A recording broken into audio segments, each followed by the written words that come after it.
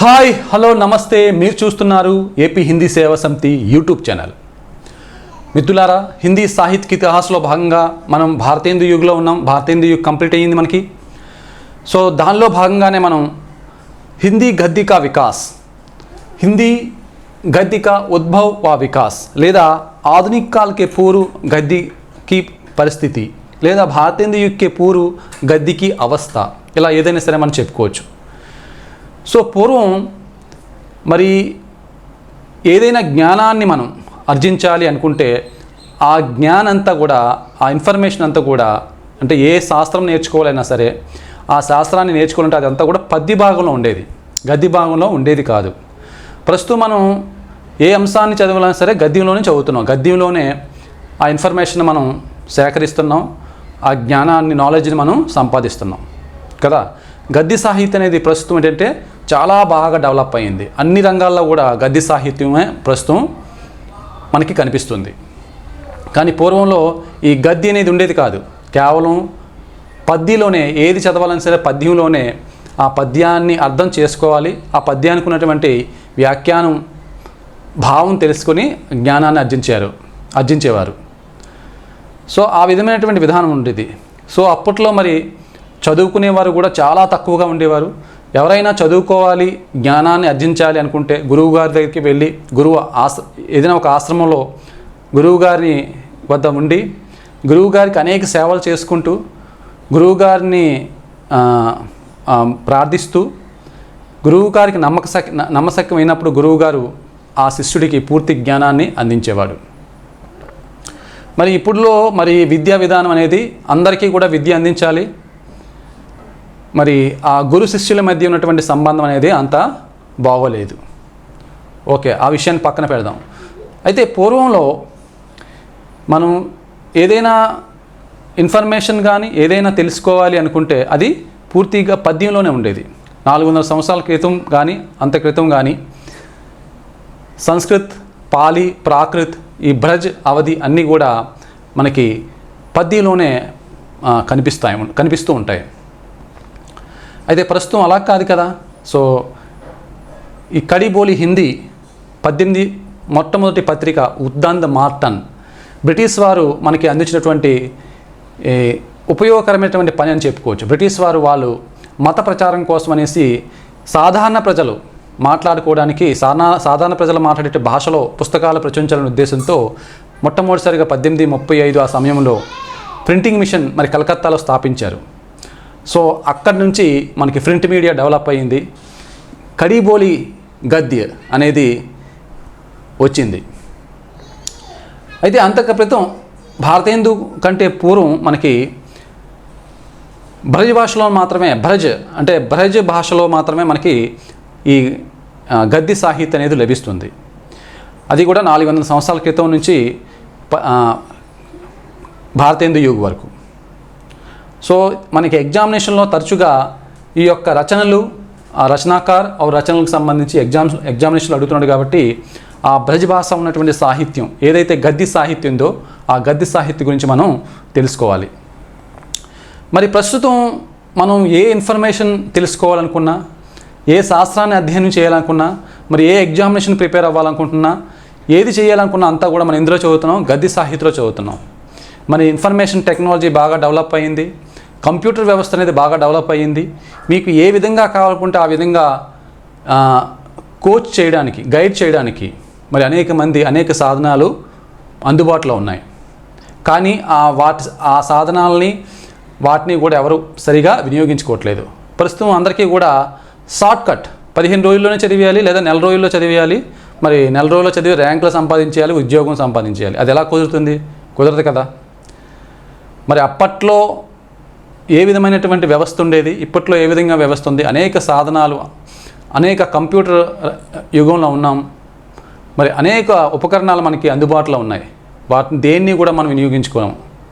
మనకి అన్నీ కూడా షార్ట్కట్లో వచ్చేయాలి, ఫ్రీగా వచ్చేయాలని ఒక 15 రోజులు, నెల రోజులు చదివేస్తే మనకి జాబ్ వచ్చేయాలి. అది ఎలా కుదురుతుంది? కుదరదు కదా. ప్రస్తుతం ఉన్నటువంటి సిలబస్సు చాలా విస్తారమైనటువంటి సిలబస్సు. ఈ సిలబస్ని మనం చాలా సూక్ష్మంగా చదవాలి. తర్వాత స్థూలంగా చదవాలి, అనేక మార్లు రివిజన్ చేస్తూ అనేక ఎగ్జామ్స్ రాస్తూ ఏ రోజుకి ఆ రోజు బేరేజ్ వేసుకుంటూ ఈ మిగతా వాళ్ళతో ఈ కాంపిటీషన్ యుగాల్లో మనం ముందుకు వెళ్ళాలి. ఆ విధంగా అయినప్పుడు మాత్రమే మనం ఏదైనా సాధించగలం. ఓకే, సో బ్రజ్ భాషా సాహిత్యం మనకి మరి భారతీయ యుగ్ కంటే ముందు మరి ఆధునిక కాలం కంటే ముందు ఈ గద్య సాహిత్యం అనేది మనకి కొంత అక్కడక్కడ లభిస్తుంది. कई कई हमें गद्य साहित्य मिलते हैं. उन गद्य साहित्यों के बारे में, उन रचनाकारों के बारे में, रचना ग्रंथों के बारे में भी जानना अति आवश्यक है. रचना का नाम जो या रचना का नाम है, रचना का नाम रचयिता,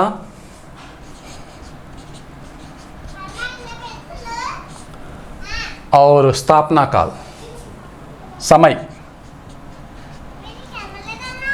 रचना काल या रचना काल, स्थापना काल या रचना काल, समय या रचना काल, रचना काल. मन की आचार्य वल्लभाचार्य जो पुष्टि मार्ग के दीक्षित थे, कृष्ण भक्ति शाखలో మనం చదువుకున్నాం. पुष्टि मार्ग के प्रवक्ता, पुष्टि मार्ग के प्रवक्ता, शुद्ध अद्वैतवाद का सिद्धांत का प्रवर्तक भी हमें वल्लभाचार्य को माना जाता है. शुद्ध अद्वैतवाद, शुद्ध अद्वैतवाद. अदेविधंगा पुष्टि मार्ग का प्रवर्तक, कृष्ण भक्ति परंपरा में वल्लभाचार्य आचार्य माना जाता है. वल्लभाचार्य प्रथम माना जाता है. वल्लभाचार्य से जो वल्लभ सांप्रदाय का प्रवर्तक भी माना जाता है. इन्हीं वल्लभ सांप्रदाय ఒకటి స్థాపించాడు. ఈయన పుష్టి మార్గ్కి స్థాపించాడు. పుష్టి మార్గ్ जो పుష్టి కర్ణ అంటే ఉపాసనా కర్ణ. పుష్టి మార్గ్ అంటే ఉపాసనా కర్ణ, అనుగ్రహాన్ని సంపాదించడమే పుష్టి మార్గ్. సో పుష్టి మార్గ్ का प्रवर्तक है वल्लभाचार्य. సో వల్లభాచార్య के जो पुत्र है విఠలనాథ్, వల్లభాచార్య ఉన్నటువంటి వల్లభాచార్యకి ఇద్దరు కుమారులు విఠలనాథ్ మరియు గోపీనాథ్. అందులో విఠలనాథ్ మనకి అష్టచాప్కా ప్రవర్తక అని చెప్పుకున్నాం. 1556లో ఈయన అష్టచాప్ని స్థాపించడం గురించి చెప్పుకున్నాం కదా. సో ఆ విఠలనాథ్ రాసినటువంటి ब्रज భాషలో రాశారు విఠలనాథ్. ఏంటది? श्रृंगार रस मंडन. विठलनाथ ने इन्होंने लिखा है, विठलनाथ ने श्रृंगार रस मंडन అనేటువంటి గ్రంథాన్ని గద్యలో రాశాడండి. సో రచనాకాలం అనేది మనకి తెలియదు. సో 16వ శతాబ్దం అంటే మనకి 17వ శతాబ్దం మధ్యలో ఈ గ్రంథాన్ని రాసి ఉండొచ్చు. विठलनाथ रासिनటువంటి ग्रंथम पेरेटंडी श्रृंगार रस मंडन. विठलनाथ का जो ग्रंथ है ब्रज भाषा गद्य में लिखा है. ब्रज भाषा गद्य में लिखा है. ये सब ग्रंथ किस में लिखा गया है? ब्रज भाषा. इवన్నీ కూడా ఎందులో రాశారండి? ब्रज భాషలో రాశారు. ब्रज भाषा में लिखा गया है. ब्रज भाषा किस में लिखा गया है? गद्य में लिखा गया है. ब्रज भाषा में लिखा गया है और गद्य में लिखा गया है. सबसे पहली रचना विठलनाथ का श्रृंगार रस मंडन विठलनाथ का ग्रंथ हमें प्राप्त होता है. इसके बाद గోకుల్నాథ్ ఎవరంటే మరి వల్లభాచార్య పుత్ర విఠలనాథ్ అని చెప్పుకున్నాం. గోపీనాథ్, విఠలనాథ్ ఇద్దరు పుత్రులు ఉండేవారు అని చెప్పుకున్నాం. అదేవిధంగా విఠలనాథ్కి కూడా కుమారులు ఉన్నారు. సుమారు 7 ఉన్నారు విఠలనాథ్కి. ఈ విఠలనాథ్లో 4వ వాడు గోకుల్నాథ్. విఠలనాథ్ పుత్రుల్లో విఠలనాథ్ का जो पुत्र है, విఠలనాథ్ का पुत्र గోకుల్నాథ్ అంటే చౌతా పుత్ర, 4వ వాడు గోకుల్నాథ్ అనమాట. ఈ గోకుల్నాథ్ రాసినటువంటి వార్తా సాహిత్య చాలా ప్రసిద్ధి చెందింది. వార్తా సాహిత్య. ఈ వార్తా సాహిత్యలో ముఖ్యంగా భక్తుల గురించి రాయడం జరిగింది. అప్పట్లో ఉన్నటువంటి భక్తుల గురించి రాయడం జరిగింది. 84 వైష్ణవన్ की वार्ता, 252 వైష్ణవన్ की वार्ता. 84 వైష్ణవన్ की वार्ता అంటే 84, 252. 84 అంటే ఎంత? 84 84. ఇందులో 252 252. 252 వైష్ణవన్ की वार्ता और 84 వైష్ణవన్ की वार्ता అంటే 84 వైష్ణవులకి సంబంధించి వార్త. అదేవిధంగా 252 మంది వైష్ణవులకు సంబంధించి వార్త. ఈ 2 గ్రంథాలను కూడా ఎవరు రాశారంటే గోకుల్నాథ్ రాస్తారు. 17వ శతాబ్దం ఉత్తరార్ధంలో అంటే 17వ శతాబ్దం చివరిలో ఈ గ్రంథాలు మనకి లభిస్తాయి. గోకుల్నాథ్ का जो लिखा हुआ ग्रंथ है 84 వైష్ణవన్ की वार्ता और 252 वैष्णवन की वार्ता. 252 वैष्णवन की वार्ता. ये दोनों ग्रंथ किसने लिखा है? गोकुलनाथ लिखा है. गोकुलनाथ कौन है? विठलनाथ के पुत्र है. गोकुलनाथ कौन है? विठलनाथ का चौथा पुत्र है. गोकुलनाथ యొక్క विट्ठलनाथ యొక్క पुत्रुడు అంటే विट्ठलनाथ कौन है? अष्टचाप के प्रवर्तक है। 1556 में इन्होंने अष्टचाप का प्रवर्तन किया है। सो विट्ठलनाथ का पुत्र गोकुलनाथ 252 वैष्णवन की वार्ता और 84 वैष्णवन की वार्ता, इन दोनों ग्रंथों की इन्होंने रचना की। అయితే మరి गोकुलनाथ वचनिका అంటే गोकुलनाथ ये लिपिबद्ध करने वाला भी है। 252 वैष्णव की वार्ता और 84 वैष्णवन की वार्ता, ఈ రెండు గ్రంథాల్లో కూడా लिपिबद्ध करने वाला कुछ भक्त है वैष्णव में। उसका नाम మనకి శ్రీకృష్ణ భట్, కళ్యాణ్ భట్ और హరిరాయ్।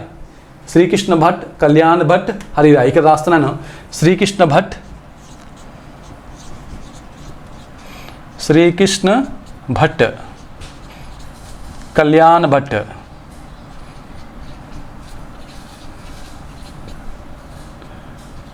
హరిరాయ్।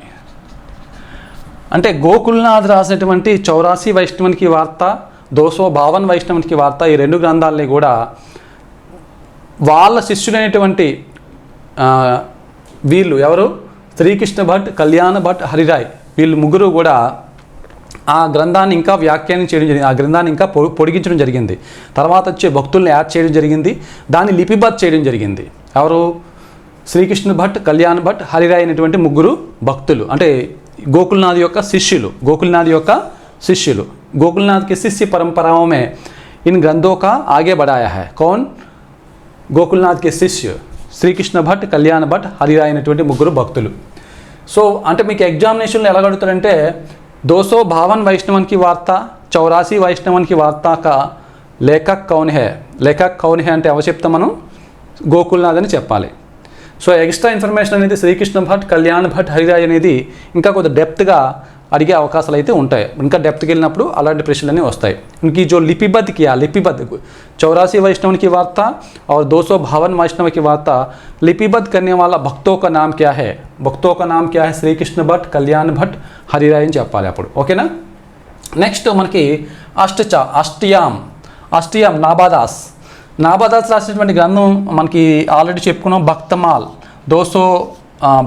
అనేటువంటి గ్రంథం చాలా ప్రసిద్ధి చెందింది। ఈయన రాసినటువంటి భక్తమాల్ రామ్ భక్తి శాఖ మేము ఆతే నాబాదాస్ భక్తమాల్ రాశాడు।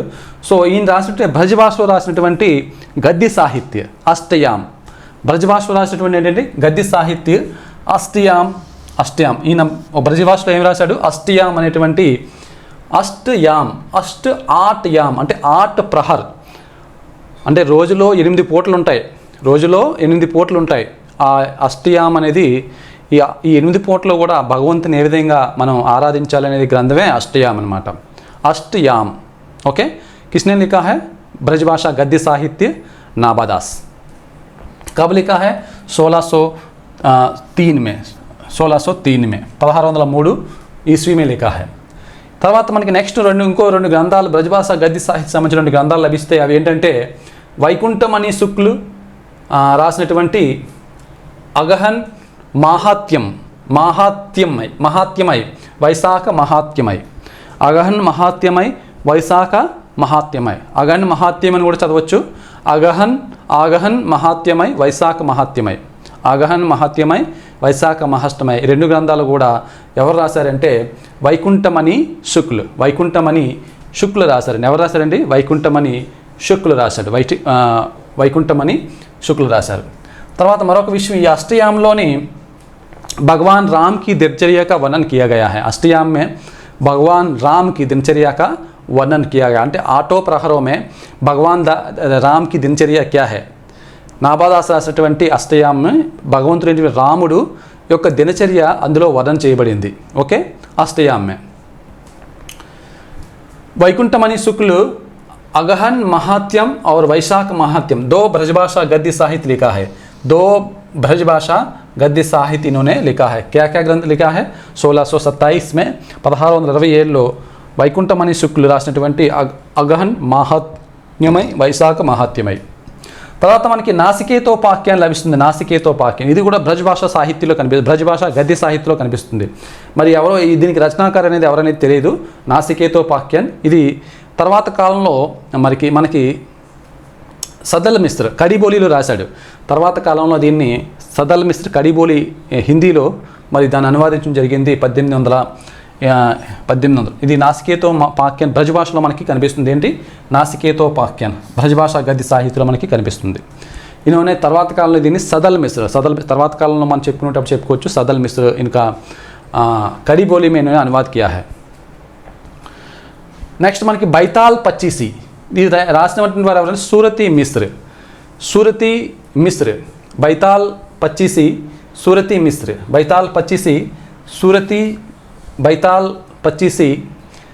సూరతి మిశ్ర అనేటువంటి కవి రాయడం జరిగింది. సూరతి మిశ్ర ఇది आगे चलकर हिंदुस्तानी में लिखा गया इसको हिंदुस्तानी में लिखा गया है बैताल पचीसी.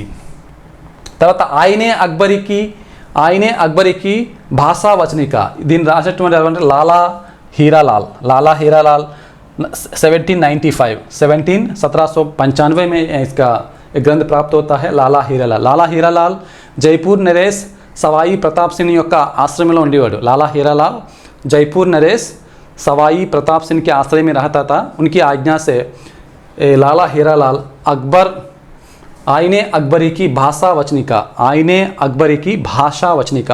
अकबरी రాసినటువంటి మరి ఆయినే అక్బర్ గ్రంథాన్ని మరి గద్య సాహిత్యంలో రాయడం జరిగింది.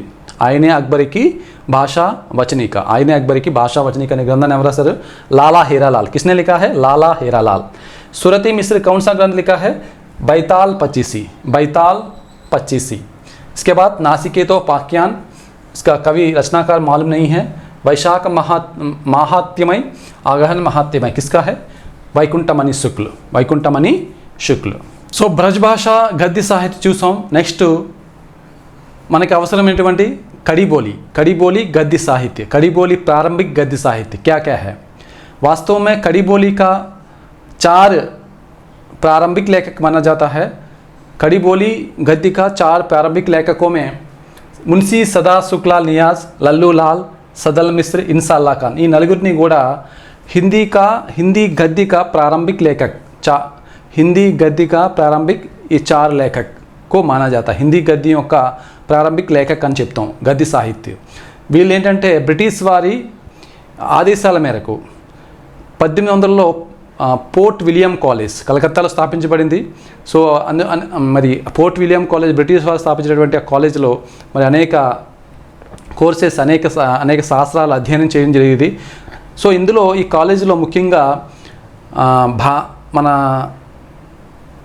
ఏదైతే వాంగ్మయం ఉందో, ఏదైతే భారతీయ సాహిత్యం ఉందో, సంస్కృత సాహిత్య సంస్కృతంలో ఉన్నటువంటి మంచి గ్రంథాలు కానీ మరి మిగతా ఆధునిక భాషలో రాసిన మంచి గ్రంథాలన్నింటినీ కూడా హిందీలోకి అంటే అప్పుడు వాడుకలో భాషలో ఉన్నటువంటి భాషల్లోకి అనువాదం చేసేవారు. ముఖ్యంగా విలియం కేరే అనేటువంటి బ్రిటిష్ అతను మత ప్రచారం కోసం బైబిల్ని మరి బెంగాలీ మరియు ఉర్దూ ఈ 2 భాషల్లోకి ముందుగా అనువాదం చేశారు. తర్వాత మరి ఎక్కువగా మాట్లాడేది హిందీ కాబట్టి ఈ కడి బోలీలో కూడా బైబిల్ని మరి హిందీలోకి అనువాదించడం జరిగింది. ఇంగ్లీష్ నుంచి హిందీలోకి కూడా అనువాదం చేయడం జరిగింది. సో ఆ విధంగా మనకి బ్రిటిష్ వారు నియమించినటువంటి వీళ్ళు అంటే బ్రిటిష్ వారు పోర్ట్ విలియం కాలేజ్కి స్థాపనకే వీళ్ళు పోర్ట్ విలియం కాలేజ్కి సంబంధించినటువంటి 4 మున్సీ సదా సుఖ్లాల్ నియాజ్, లల్లూ లాల్, సదల్ మిశ్ర, इंसाल्ला खान అంటే हिंदी गद्य के 4 प्रारंभिक लेखक माना जाता है. हिंदी गद्य के 4 प्रारंभिक लेखक माना जाता है इन चारों को. అయితే వీరికంటే ముందు మనకి ముఖ్యంగా ఈ 3 రకాలైన సాహిత్యం మనకి గద్య సాహిత్యం కనిపిస్తుంది. మొట్టమొదటి గద్య సాహిత్యం మనకి అక్బర్ కాలంలో కనిపిస్తుంది. కడి బోలి హిందీ గద్య సాహిత్యం అనేది అక్బర్ సమయంలోనే మనకు కనిపిస్తుంది. ఈ యొక్క గంగ్ కవి అక్బర్ दरबारी कवि అని కూడా మనం చెప్పుకున్నాం. गंग कवि अकबर के दरबारी में भी रहता था. सो अकबर के समय में गंग कवि चंद वर्णन की महिमा लिखा है. चंद वर्णन की महिमा. गंग कवि का जो रचना क्या है? चंद वर्णन की महिमा.